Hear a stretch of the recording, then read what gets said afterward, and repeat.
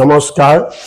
ভাৰতীয় জাতীয় কংগ্ৰেছৰ বৰছলা বিধানসভা সমষ্টিৰ বাবে মনোনীত প্ৰাৰ্থী হিচাপে মই ৰিপুন বৰাই বৰছলাবাসী ৰাইজক এই ভিডিঅ' বাৰ্তা যোগে মই নিবেদন কৰিব খুজিছোঁ যে নিৰ্বাচন আয়োগে নিৰ্বাচনী প্ৰচাৰৰ বাবে মাত্ৰ 11 দিন সময় দিয়াৰ বাবে গোটেই সমষ্টিৰ চুকে কোণে সকলো জাতি জনগোষ্ঠীৰ ওচৰত গৈ মই দেখা সাক্ষাৎ কৰিবলৈ সময় নহল।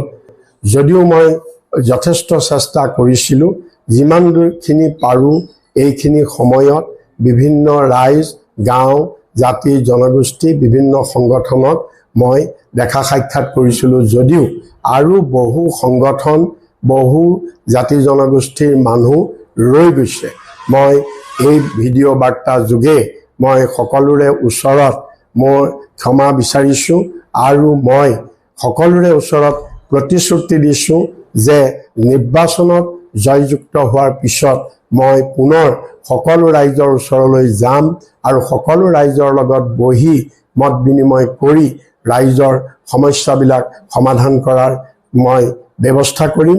মই আপোনালোক সকলোকে অহা 9 তাৰিখে হ'বলগীয়া বিধানসভা নিৰ্বাচনত ভাৰতীয় জাতীয় কংগ্ৰেছৰ প্ৰতীক আৰু বিৰোধী মিত্ৰজোঁটৰ প্ৰাৰ্থী হিচাপে মোক হাতৰ চিনত ভোট দি আপোনালোকে জয়যুক্ত কৰিব। এই ভৰসা ৰাখি আপোনালোকক পুনৰ নমস্কাৰ জনালোঁ। ধন্যবাদ।